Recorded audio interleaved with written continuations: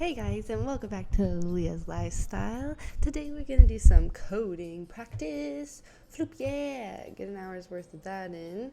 Since the last time I only got 20 minutes or so we definitely need to get the time in today.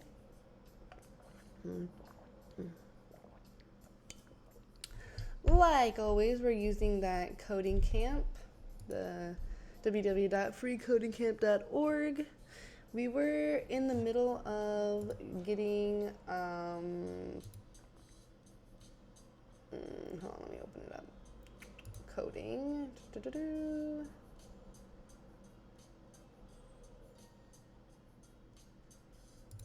we go, that's what I need. And keep it in my drive, you know? Hello, thank you.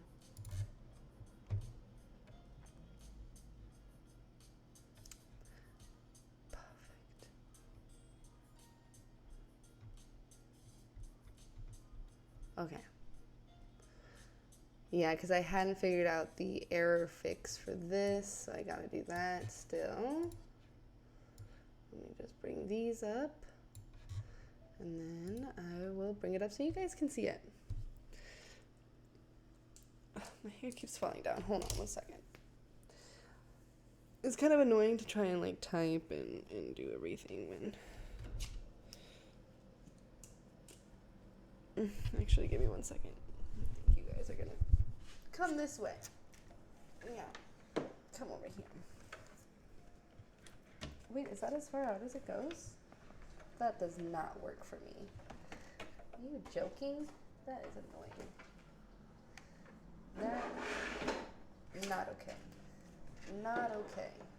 But I need you guys in front of me, so you have to be here. There we go. That's okay. That could be okay. There we go. All right.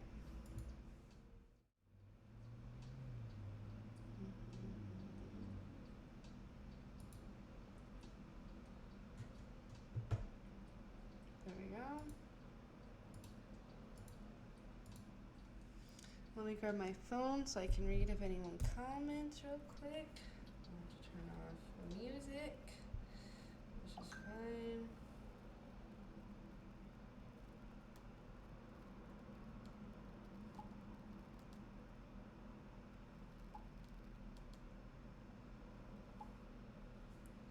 Okay, bring up Twitch.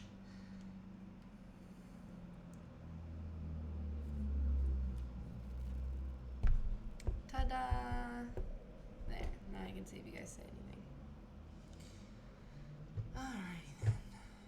Back to this. Let's see, where were we at for this? Direction is not really what I want. So again, we have x dot, and we're going to set x ticks and set y ticks. So setting these tick marks on each axis. So it's a different sort of array. I'm going to do np.arrange. Go look at numpy again. And in this case, let's say that 2.5 in each direction is not really what I want. So again, we have x dot, and we're going to set x ticks and set y ticks. So setting these tick marks on each axis. So it's a different sort of array. I'm going to do np.arrange. Right. And what do I want to arrange? Very similar to the way we did x values. I get my minimum, my maximum, and then this is how often do I want to tick mark? Every two numbers. So that's what we're going to do from y min to y max. And you see again, basing it off of those original variables. If the window changes, then all this will update automatically. Okay. So there we go. So let's just take a look at that. Supposing I change the tick marks. And we see then now Set every two. ticks is not defined. And maybe that's a little bit better instead of 2 point. Let's I'm missing units, something? we'll look at some details about how to even automatically, if I wanted to graph one line and have the title of the graph be that line. But you know, you could always just type that in. You know, instead of some graph, you could actually just type that in as a string, you know, the equation of a line. Okay, so let's take a look at numpy again. And in this case, let's say the the equation of a line. Okay. Yeah, hold on. You know, instead of some graph, you could actually just type that in as a string, you know, the equation of a line. Okay, so let's take a look at numpy again. And in this case, let's say that 2.5 in each direction is not really what I want. Label also. So let's just take a look at the X label, the Y label, set X label, Y label, and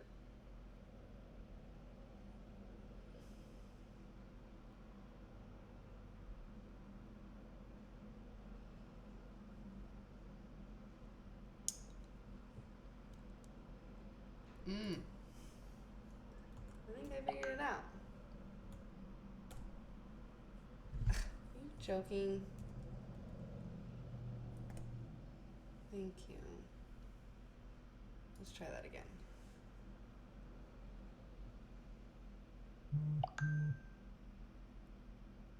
Set underscore x text is not defined. Oh, there we go. Okay, now we can go back to where were we?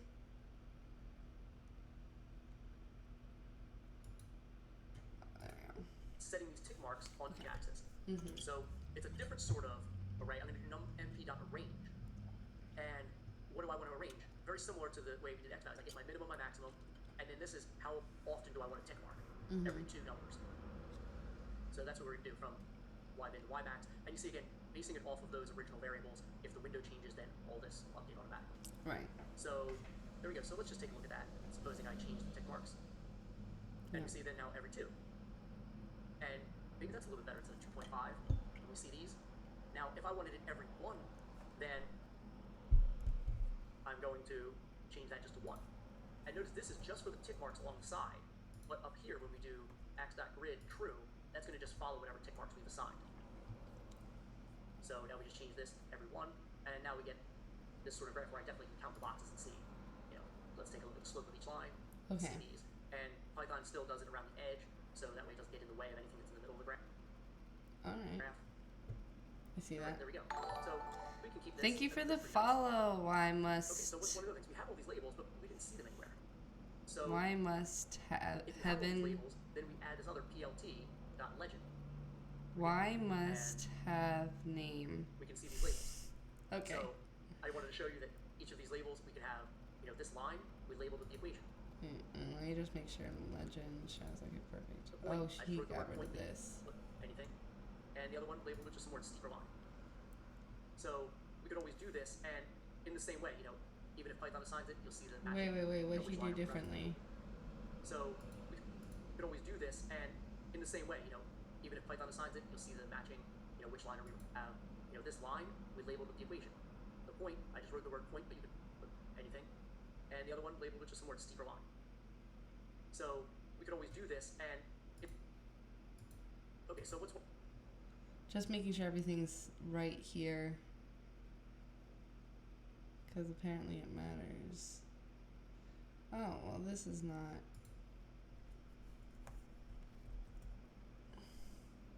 One of the things, we have all these labels, but we didn't see them anywhere.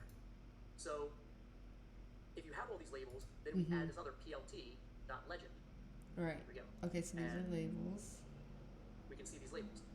So I wanted to show you that each of But these labels mine have, shows up on this the line, opposite we labeled with the side. equation. Y equals 2 times plus 1 plot dot plt dot plot yx label equals y equals 2x plus 1 plt dot plot 4 and 6 row label points x 3 times x label equals deeper line. It looks right. Why is mine on the wrong side? Why is this on the other side? The point, I just wrote the word point, but you could put anything. And the other one labeled with just some more steeper line. So we could always do this, and in the same way, even if Python assigns it, you'll see the matching, which line are we referencing, which point are we referencing. So some good things that we can do with these. We can have the tick marks or not. We can change how often they come up. We can have the grid or not. We can change these labels. Right. All right. And I encourage you just to get in and tinker with this. Take a look at all some of the different ways you can match up different graphs. You can colors and all that. Things. Yeah. And we will get into even more graphing, but that's going to be when we get to systems of equations and some other more complex graphs. So then we'll revisit this, and then we'll go a little bit deeper, try. Sorry, let me read. I'm gonna call you Y. Y must have name, simply to be annoying. So what are you trying to code? If you want to work, it does usually. You have it set to appear further over. Scroll up. Your coordinates are not the same as... That's fine. Well, I just looked at it, bro. I literally just looked at it. So, I mean, you can say the coordinates aren't the same, but you gotta be extremely specific if you want to help. Because I'm not gonna be able to understand what you're trying to tell me with that little amount of clarity of conversation. But thank you for trying.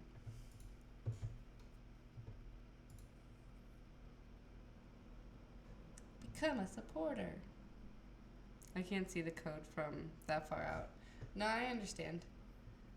I get that the points are wrong, but I read the entire thing and everything was right. I compared each and every single line, so I'm not really sure why it was like that. I don't know.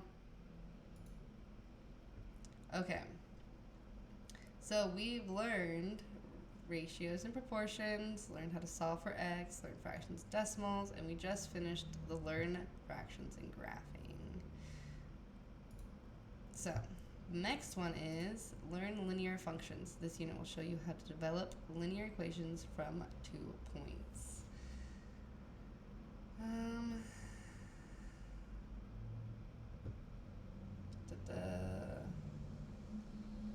think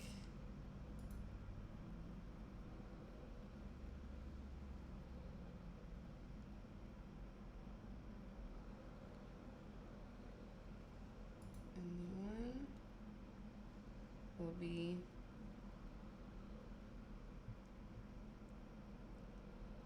okay, cool. We're gonna name it. I should have done these with the other ones, but I just combined them all into one.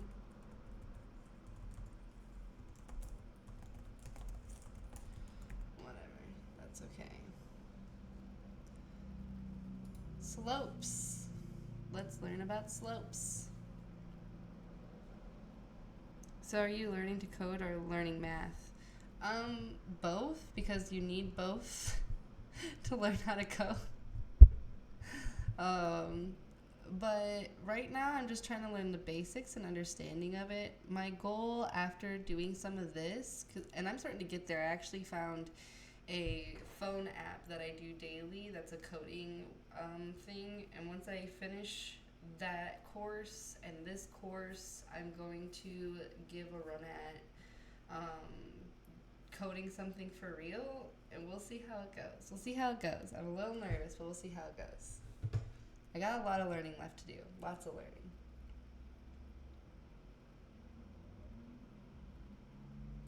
Yeah. I did some research on what the best language is to learn more for people. I want to learn C++, because I think it sounds cool to say that you know how to code C++. Okay. If you have already defined these variables, which of the following is correct slope formula? Ooh, interesting. Okay.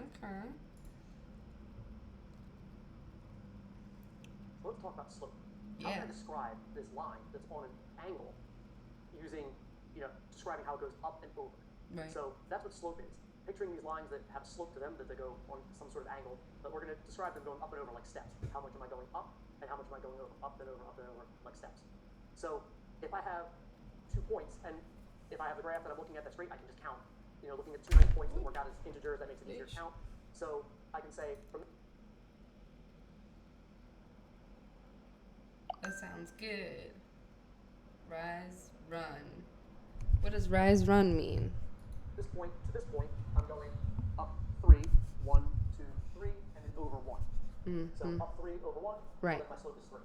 Right. And I can do the same thing, from that to the next point, I can go up 3 over 1, plot point, up 3 over 1, plot point. And that's your slope. And it would be the same slope anywhere on the line because it's a linear equation. It's a perfectly straight line. So that's great. I can count. If I don't have the boxes, or just have things like this, but if I have the points, then counting that, how much am I going up? That's the change in y, because y tells me if I'm going up or down. So if I look at this, I'm going up. I just counted 3, but I can also subtract, taking a look at the y values, or minus 1, or then how much am I going over, and always over to the right. So I can look at the x values. So from 1 then to 2, 2 minus 1, how much am I going Fraction. over to the right? y2 minus y1, x2 minus y1. Left to right going down. I don't know what you're talking about. Second y value What do you mean less, so fraction? when I subtract, then it'd be a negative number. I remember So slopes from high going school over to the right, a bit. y would be positive if it's going up or negative if it's We'll going see. down. And so if I had these, and I can count, but looking at this, I know I can subtract. So what's that formula look like? Well, I can write out the formula here. Slope m equals, and that's right, m for slope. M for slope. Why not S? Oh, move. Oh, okay. M for movement. All right. How much we move on the graph. And remember, I said it's how much am I going up, so that's the change in y, and I can subtract that y2 minus y1. And so I would use a little subscript, you know, y2. This is a good reminder from high school. Then the change in x would be very similar, x2 minus x1. And X2 again, minus. subscript the second x value minus the first one. Okay, so now that I have this formula, That's what you're saying, fractions. It doesn't look the same when you type it out. And then 2 minus 1, subtracting the x value. And what do I get? 4 minus 1 is 3, 2 minus 1 is 1, and 3 over 1, any whole number over 1, that, you know, divided by 1, it's a whole number. I don't have to over 1, so I can just write 3. So that's where anytime you see a slope that just is a whole number, it's that number over 1. And there we go. So we have counting if I have the graph, subtracting if I just have these 2 points, and you know, I'm using that formula. So this is great. It's the same formula. You know, anytime we have a slope for a linear equation. So let's take a look at how we can turn this into code. Because I want you to get into the mindset that anytime we have a formula, you can write a program for this and write a program. numbers and output. Think about it. The transition. Let's take a look at the code and we'll see how we can do this. Yeah. This part is going to be brief. Okay. Because I just want to show you that you can connect any formula. You know, here we're going to define our x1, y1, x2, y2, and put that into the slope formula. Slope equals y2 minus y1 divided by x2 minus x1. And really then, this is a useful formula, and others, you can just define your variables and run it through the formula. Here we're just going to output the slope. There we go. All you need is 2 points. Next, we're going to work on developing the full equation. But then, let's take a look at how that comes together on the graph first. Okay, hold on. I gotta... Oh, he already has it. That's great. Hold on. Can I just hit tab? Fuck yeah, bitch. I love that. I love when you can just hit tab. Let's take a look at how that comes together. Print slope. He has another space here. Print slope. Oh, but he has like... And there we go. Slope equals...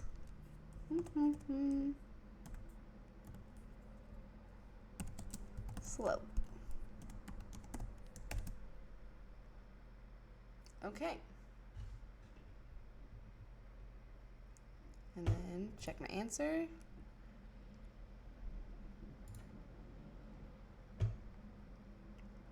All right.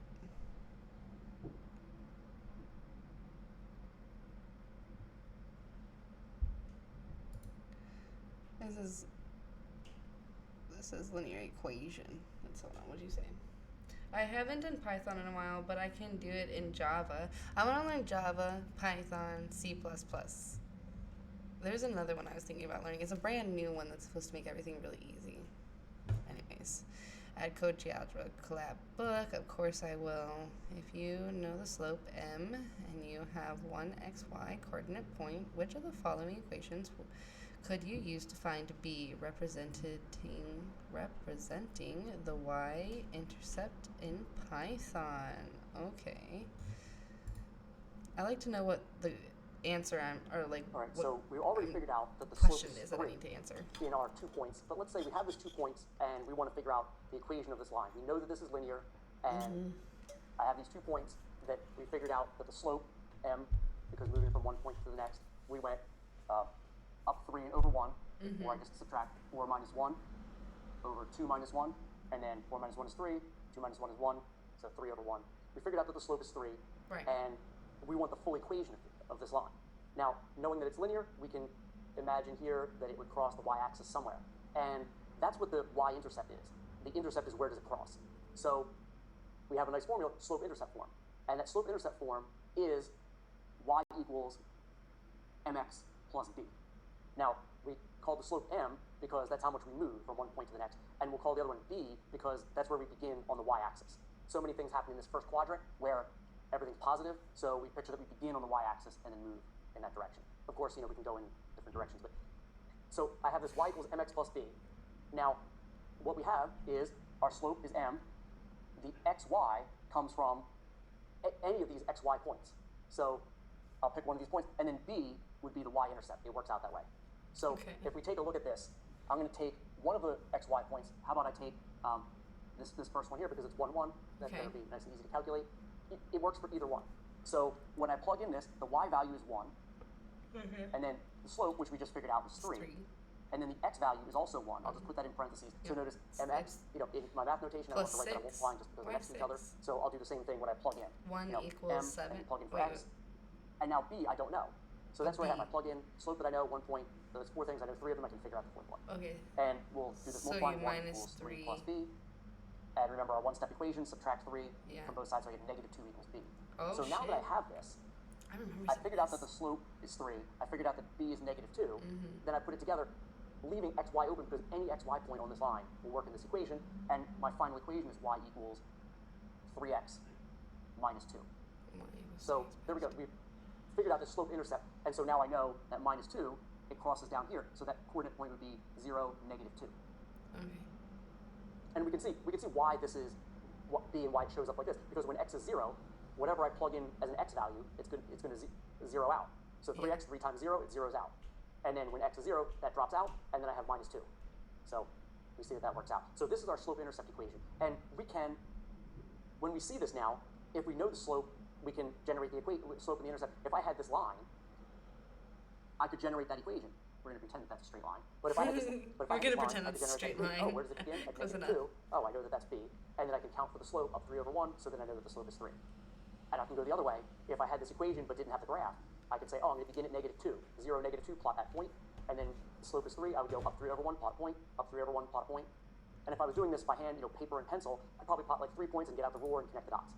But what we're going to then do, here is take a look at how we can write the code to develop the equation. Okay, so all I would need is 2 points, and I'm going to do more than calculate the slope. I'm going to figure out the full equation. Yeah. So we're going to look at how to take 2 points and develop a slope-intercept equation. Let's do it. So Show it to me. Put it all together and develop the equations. Okay, so we're going to pause this because it looks like it's the whole thing that I had written out before. But now he has some other stuff here. So I'm going to copy this. Oops. No. Paste this. Hashtag.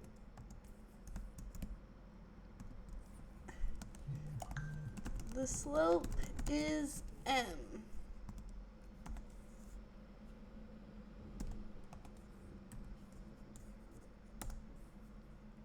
M equals y2 minus y1, which he wrote these down on the board, and I guess I could have put them in, but I really want to make sure that I'm putting them in like properly, Okay. The y-intercept is b, which makes sense. B equals y1 minus, oh, tab, look at that, except for not this part. And then he says the full equation, print, is that what just showed up earlier, actually? Y, is that equals?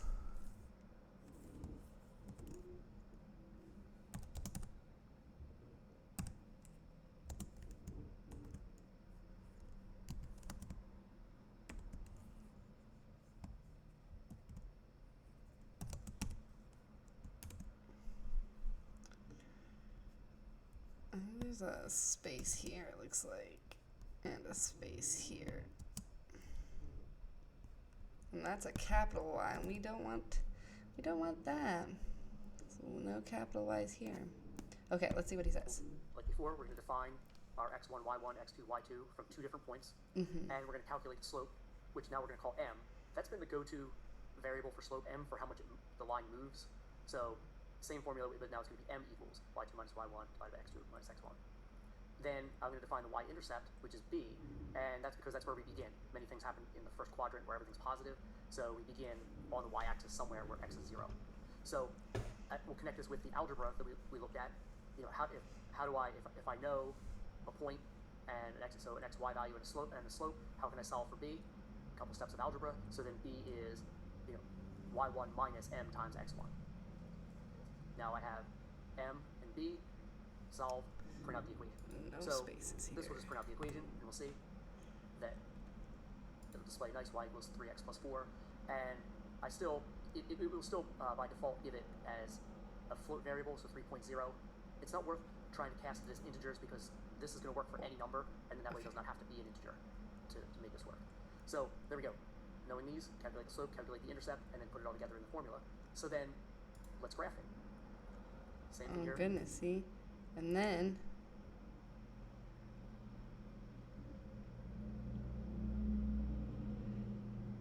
wait, there's a new section here. It says I gotta do an import of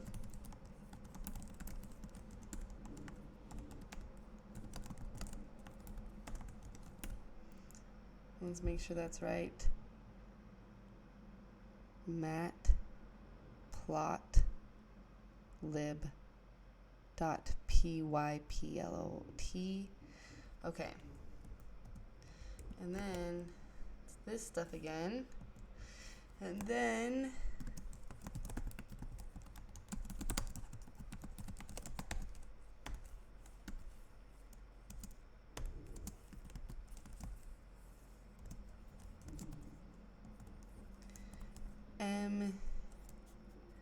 m equals yes.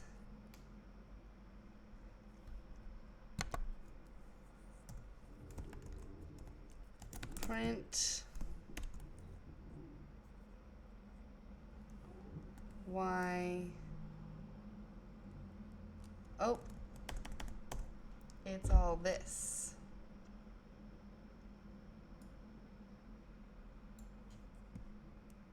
Right? Yes.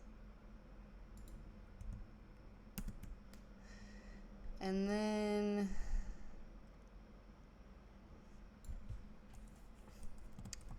for the graph, x-min equals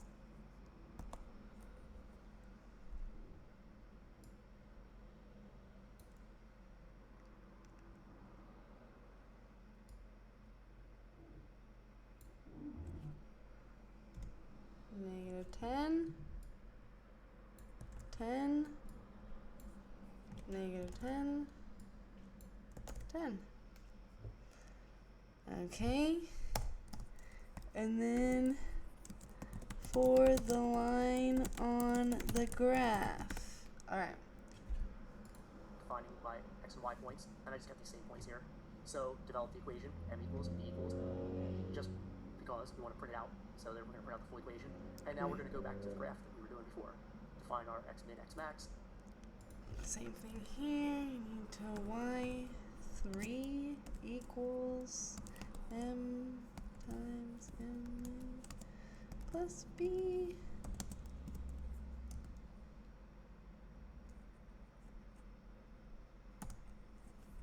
Y4 equals m times max plus b.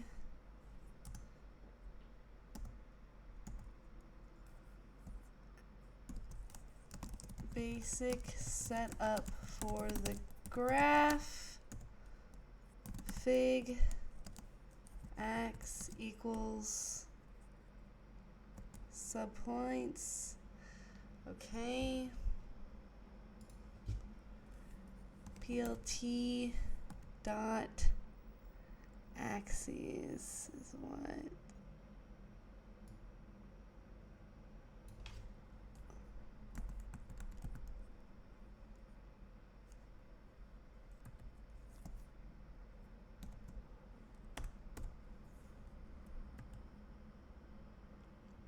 X-min, X-max,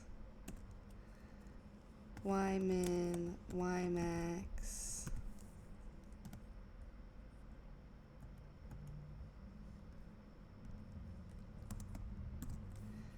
window size, plt dot plot. This is axes.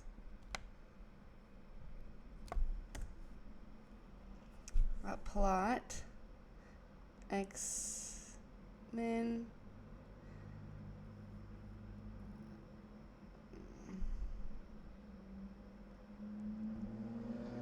okay. So, whoops. That's not what I wanted. Whoops. I wanted this. It's x min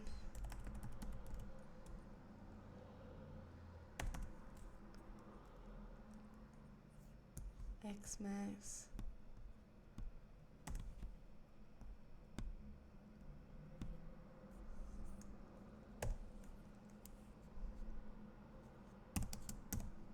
zero zero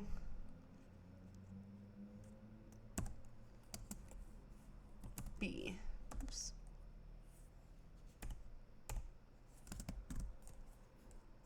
Blue x axis. PLT. What?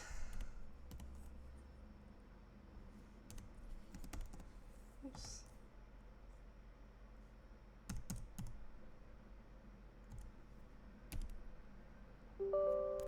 Stop it. Oops.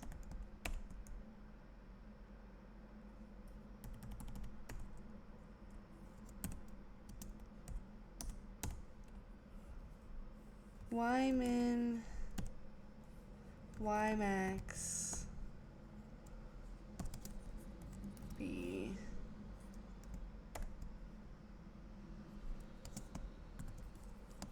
Blue y axis. Okay. Put on. Now, how do I want to display this line? I can find two other points. So I'm going to take the x minimum. So we see here, in the first line, y3, I'm going to take the x minimum, and I'm going to convert that times m plus b. That's going to be my y value. And then I'm going to take the x maximum times m plus b. That's going to be my other y value. So now I have these other 2 points. Basic setup for the graph, same as we were doing before. And we have now, I'm going to plot that line, plot.plt.plot, and my x values are going to be x min, x max, and my y values will be these new y values. And I'm going to plot this as a red line. So if I put an O in here, that would put these as 2 separate red points, but just R makes it a red line. And now when we run this, there we go. We calculate the... 1 second, I gotta finish typing it out. I'm trying to go faster, but this is the first time I've gotten to do this, so.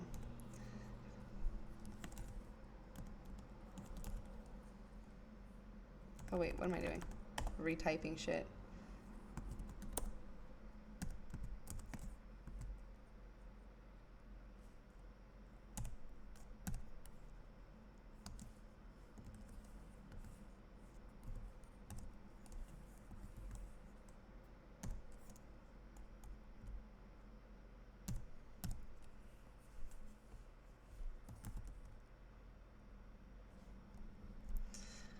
By the way, I understand that the hashtags are just things that are saying. Like it's just, it doesn't do anything, but it will help me later in the future. Remember what the red is, what R is. So, okay, we'll plot it, make sure it works. Oop, I mistyped something. Yes or no?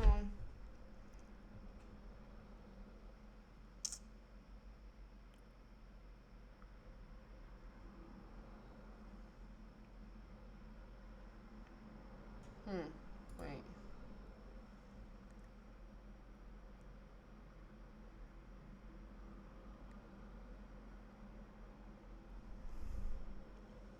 Typing error. Float. and built-in function or method.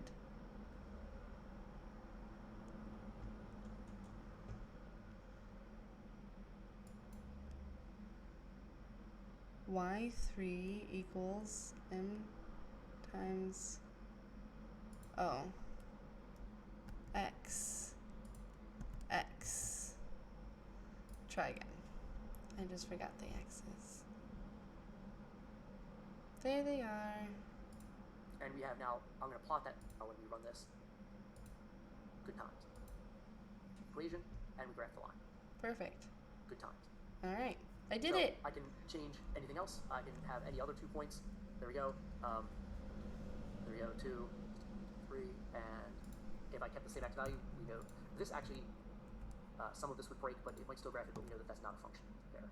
So there we go, 6, and I'll make this one. Just to show that we can just change these, and all the rest of this will work. Solve for m and b, get our equation, plot them here, and when I run it, there we go. Perfect. So, fuck yeah. 5x plus 0.5, and we see that it must cross the y-axis at 0.5, and then that slope up 1.25 over 1. There we go. Cool. All right, so now we can graph and do whatever you want with the 2.25. Fuck yeah. All right, let's check my answer. Wait, what? If you wanted to find b, if you know the slope m, right, and you know, and you have one of x and y coordinates,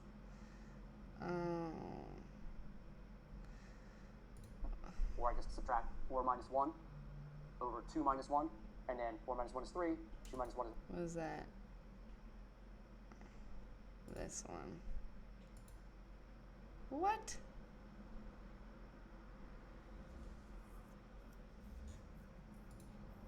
Fine. Fuck you. Okay.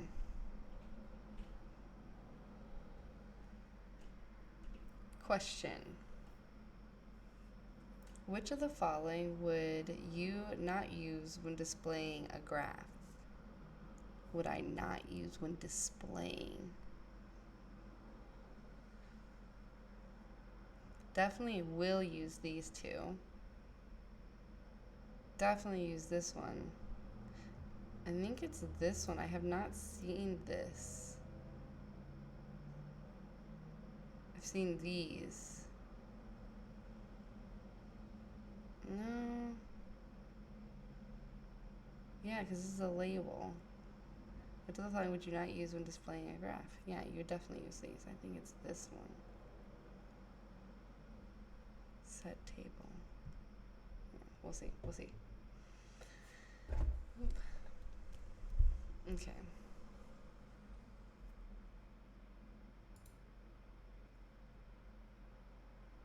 Now that we've worked through the core skills in this unit, let's look through some extra problems, and I'm going to work through extra problems using the CoLab notebook, so you can see how you can apply these resources that you're building and use these to solve problems that might come up in the textbook or in day-to-day life. So we're going to go through some more extra problems here. So we're looking at how we can apply some of the things that we've been doing to real-life situations and use this information to predict things, to figure out some trends, and real life or things that show up in a textbook that hopefully are realistic enough. So let's take a look at some examples here, and we'll work through these. So if we look at 25, a town's population increased at a constant rate. In 2010, the population was 55,000.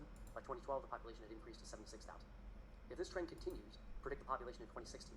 So we want to notice that these are two XY coordinates, time and population. And time, if you have it, it's going to be on the x-axis almost all the time. So if we look at this, so 2010, 55,000, 2016, 76,000. Or 2012, 76,000. So when we do this, we have, I could make 2010 the x value, but I could say, hey, this is the beginning of the situation, I'll call it time 0.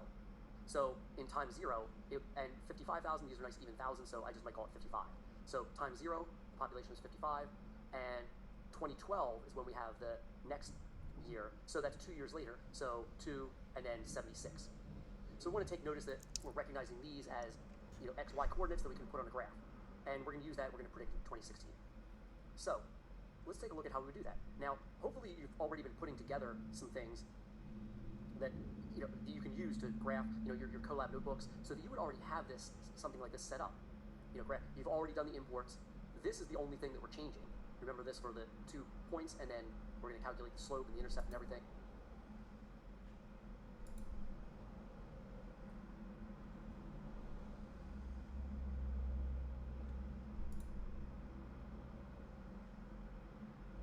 Oh, here it is. Okay. But it's not the same either.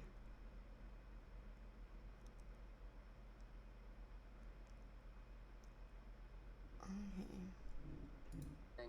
So x1 is 0, y1 is 55, x2, I would want that to be 2, and y2 is 76. So you see that that matches up. 0, 55, 2012, 76,000. And this would then be the only thing you needed to change, is your 2 points, because all the rest of this, you would have this, already set up. Develop the equation. So, we're going to calculate the slope. We're going to use that to calculate the y-intercept. Now, we happen to know, because we have x1 is 0, so we know that the y-intercept is going to be 55. But that's okay. We're going to print out the equation, and then our classic graph. Now, I would normally have this set at, negative x min negative 10, x max 10, y minimum also negative 10, y maximum 10. Right. So this is the other thing that we would change, because we look at this graph and an x minimum of negative 10. So in time, that would be 10 years ago. But we're not going to worry about going in the past and making that negative 10. So I'll just keep it at 0, and we can look at it from there. Then x maximum 10, we can keep that. That's probably just as good. We're looking at the most 6 years for this situation.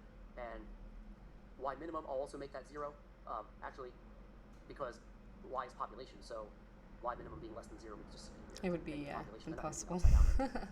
All right, or y maximum, and I picked 150 because we already started 55, and then we're going to 76, and we're predicting a few years in the future. So I wanted to go up a little bit. 100 didn't seem like enough, so we could always change these. Right. So all we need to do is change these, and notice all the other things for the line that we're going to graph. So notice, even though I'm printing out this line, I'm still just using these x min and max, and then 2 more y values to calculate this line, and we're just doing the line that way.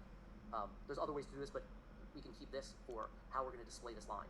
This works for linear equations. And we still keep our basic setup. Now, here's where we're also add details. So again, hopefully you have these. And you could also comment these out and then use them as needed. Like, I have these commented out about setting the x ticks and the y ticks. We'll see if we need to. We'll see if we need to change that. And you might have the default x label as x values or y label as y values, but we can change these here, time and population. And I like seeing the grid, especially for this situation, so I'm going to put that in as true. So we have these details. So you could have your setup and have these all commented out. All you need to do is uncomment them as needed. And then there we go. We're going to plot this linear function. Yeah. And then here's what it looks like when we run it. So we Wait, figure out the equation. whoa. So it's going to be. Okay, there it is. There it is. Okay. There it is, 10.5x plus 55. So we see this trend, and we see it starts at 55, increasing about 10,500 every year. So year 2, we see, I'll estimate that as 76. Year 4, and then year 6, this is what we want. Now, this might not be exactly 120. Yeah. We could plug that in and see, because now we have the equation. What is the value of 6 years? But also, this is enough, and that's why I didn't worry about changing the tick marks, because the default that it gave us, I think that actually ends up being pretty good. So there we go. As a good enough estimate, I would say 120,000. For population estimates, the fact that it might be 119,500 or something like that, our rough estimate is going to be 120,000, and that works. So you see, and then we have our nice labels, time and population. The grid marks help. So this is how we want to do this. We can we can set up this equation and see the graph, and that helps us answer all these questions. There we go. We see the trend, and we can predict the population in 2016. That's about 120,000. All right, now here's another one. The number of people afflicted with the common cold dropped steadily by 50 each year since 2004 until 2010. Okay, so we're looking at our keywords here. So dropped steadily, then we're talking about a subtraction. I'm just gonna. And then I'll make times 0, 2004, since 2004 is the first number. Gotta assume we're gonna do this. Now, also, a lot of these in real life, yes, they wouldn't be perfectly linear, but a lot of times that linear trend gives us a decent enough approximation. And that's the idea for some of these. It's enough of a prediction. So now we have, in 2004, 875 people were inflicted. And notice even with the comma there, you can definitely see there's your xy value, year and then afflicted. And then in 2010, it keeps dropping. So one of the things that we can do here, well, this is find the linear function. So one of the things we can do is I can make 2004 times 0, and then that's 875. So if we take a look at this, 2004, I'll make that times 0, and then this one, I'm going to make 875. All right, so now, if it drops steadily by 50 each year, all we have to do is we just need one more point if this is linear. So we can just do the subtraction. You can do the subtraction in your head here. Then if we have 25. year 1, then it drops 50. So then that's going to be 825. Oh, yeah. And you see, that's all we need, 2 points. And Not how much we'll drops be able with to the- do everything else. Calculate the slope, That makes calculate sense. the intercept, and display the equation. I might even, well, now, the time and population won't mean anything. So, number of people afflicted. Population. How about cases? Number of cases of the flu. There we go. Yeah. So there we go. Time, cases, and you can hit Control, or you can hit Shift Enter, or click this, and we see this trend, -50. We're still in the y equals mx plus b, -50x plus 875. And a lot of times you would see this, they put the 875 first. There's nothing here. And then subtract, but that's okay. Now also this, notice that, You don't my see x, y axis, not going Yeah, to show anything. Why? Because it because- started at 875, and you Yeah. see 140 doesn't cut it. So we have to Yeah. go to x minimum and maximum, that's fine. Y minimum, that's fine. But y maximum, it can't be 150. Maybe I'll call it like 900. 900. So now we can see the graph. And sometimes, Okay. you graph it and you say, well, why didn't it show up? And then you look and see, oh, it's the window. Well, Yeah. out of bounds here. Yeah, So that makes there's sense. 875, and Check we the see this window. downward trend. Make sure it fits. So there we go, and we can use this to predict, in any year. Now, there's other ways to get the exact amount. We can, for any year, we can actually plug in that x value and then solve. So that works. And remember, that even works within a print statement. So if we have, so the interesting thing is, this plot.show, that needs to be last. So if I do another print statement, I would do it later. But I could, right under here, the same place where I print this, I could print. So what if the question was how many, how many people had the flu? You might say, oh, look at this, 2 years later, we had the, now we can do the subtraction. So let's say like 5 years. And you see, Okay. given our graph here, we see this trend, we can estimate it, but we don't know exactly, it's not detailed enough to see it. So I can say, oh, in about five years, how many people were afflicted with the flu? And supposing I want that exact number. So I can go back to this, and then x is 5. So one of the things you can do is, in the print statement, you can actually just do the math. And you can have like a more elaborate print statement if you want, but we can just do our math here. -50 times 5 plus 875. So we see, our -50 times 5 plus 875, and that would give us the y value. What would be the value? What would be the number of people afflicted after 5 years?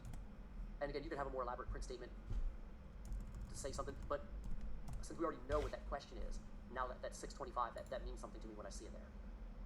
So, you see, that might be, could I estimate it exactly? Oh, that's 625? Not necessarily, but I can plug in the number and get it. So we see, some different things we can do for our math here. -50 times. Oh, I said 1. -50 times 5. 5 plus 875. Yeah. So we see, our -50 times 5 plus 875, and some specific questions related to this. Now, all right, linear function. So here's another question: when will no one be afflicted? So we want to know, looking at this graph, when is the y value in our case is going to be 0? Now, rather than now, one of the things you could expand the graph until it gets to 0. We'll come back and do that in a second. But one of the things that we could do is, if you already also have your setup to solve an equation. So you have this, and remember, this was the whole setup to solve an equation and print the solution. And so the only thing we needed to do here to keep this equation variable, the only thing we need to do is put your equation there. In this case, I'll put it here: 875 minus 50x. And remember, remember the Python 50 times x. So that's by default set equal to 0. So when we run it, so the answer is 35 over 2. Interesting that it gave us a fraction, but there you go. So that's 17.5. So 17.5 until it gets to 0, your equation there. In this case, I'll put it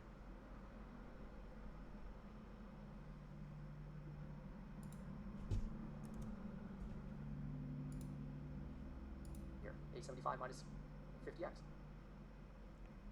Okay. Remember, remember the Python 50 times x. So that's by default set equal to 0. So when we run it, so the answer is 35 over 2. Interesting that it gave us a fraction, but there you go. So that's 17.5. So 17.5 years, it's going to be 0. Yeah. Now, again, fictional numbers, I feel like, in 17.5 years from now, it's not going to be that nobody has the flu or something like that. But right. We can actually take a look at this, and we can change the x maximum to 18. And then we can see this trend. So we look at that.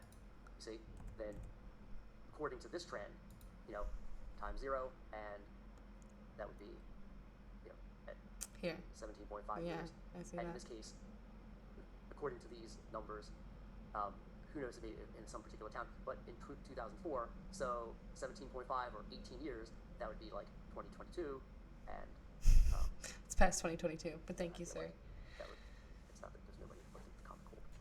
All right, but anyway, you see the trend though. We see, these are realistic enough that we can use these to take a look at how we would solve these, and this is what we want to use this math for, predicting trends, given the information that we have. Right. So here's another one Predicting where they trends. will give you I like a partial loss I need this. based on the graph they have. Oh. All right, so this is showing profit.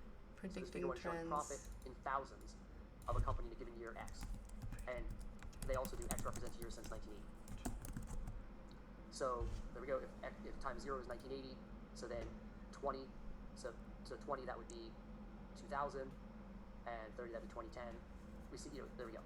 Now, given these, we want to find the linear function. All right, so let's take a look at, if I want to look at these, I just want to find 2 nice points that I feel confident that I'm not just estimating the points. So I like this first one. At year 5, it was 10,000. Now, it's interesting because it says y in thousands. So therefore, 10,000 would be 10 million. You see? So if y is in thousands, then 10,000 would be 10 million. In which case, they could have just said it was in millions, but that's okay. And then we have, so 5, I'm going to shift it to millions and just make the y value 10. So 5, 10.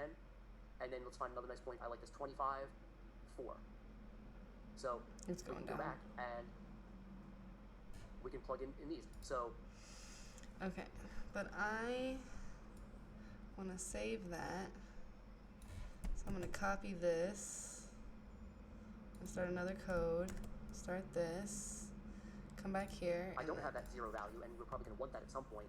So 5 years, then we're talking 10 million. And then at 25 years, then we were talking 2, 4. 4. Okay, so here we go. We have that point, 5 years, 10 million, 25 years, 4 million. And since we already see this graph, since I made them 10, I really could. Now we could take a look at this and say, oh yeah, 12 is probably fine as far as a y maximum, and we could continue this to 30, or we can take it further. So when I go to graph it, 0, x maximum, 18 is not going to be enough. Maybe I'll just make it a nice round 50. Y minimum fine, y maximum 900. The scale would be so much this would just be in a tiny corner of the graph. So maybe we'll just call that 15 or something like that. All right, there we go. And for this one, we could just delete this. Space in there. We could just delete this, and we have, I'm going to print out the equation. So we run it. So here's our equation, negative 0.3x plus 11.5. And we see this downward trend over time. And here's another one where if I wanted to change these tick marks, maybe I could change this to the x ticks is 2 enough? Yeah, maybe. And then I can change the y ticks is 2 enough? Yeah, maybe. We'll see. And we'll run it. So we see we get much many more lines. All right, and Yeah. with that, we see that the this is 38. Now, just because these end up being rectangles more, I might change my y-text to 1. I think I just like that better. And, in doing this, you can, change some things and go, there we go. Yeah, so that looks better. With this, then we can really see the trend. There's your 11.5. Mm-hmm. And then we can see this downward trend, down 0.3. So it should go, over 10, it just went down 3 to 8.5. And then 38 years later, then they would have no profit because that's the trend we're saying. Right.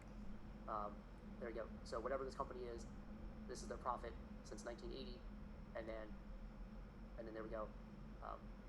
This is going to 38 be years later, then they would have no more profit. So who knows what company this is, but our fictional company, is, something would have to change. But that's where the prediction lines, the simplest prediction is, okay, these would go in a straight line. Whatever trend would continue in a straight line unless something changed. But we know then in normal business, normal day-to-day life, things do change, and that's why our lines aren't always perfectly straight. But this gives us often enough of a prediction. Oh, and you see then time and then cases, and we change that to profit. Oh wait, no. Okay, just make it official here. Time and profit. So there we go. Another situation, and Wait. Go back. see where a prediction.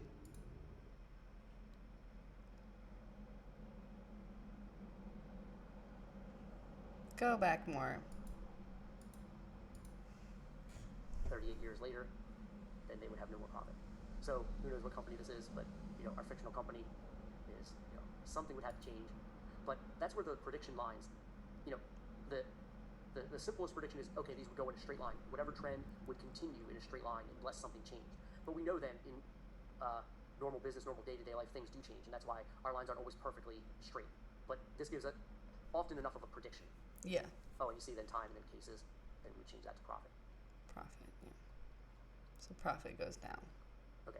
as time goes on. Just make it official here. Time and profit. Mm-hmm. So there we go. Another situation, and we can see where it would start, and then profit declining. And that's enough years that 11.5 million was a lot more money in 1980, and then profit declining, and yeah. So this company is definitely whatever they were doing there. They were in Not a good company. All right. I'm definitely using this for investing for sure. Okay. So we see another very very similar. We'll do one more here.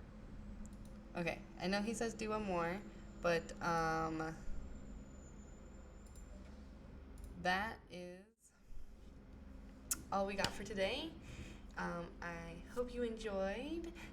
Don't forget to like, share, and scribble. Comment down below.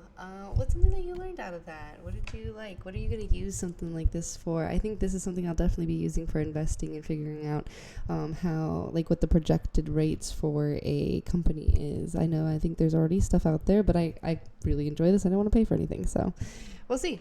I hope you have a great day, and we'll see you tomorrow. Bye.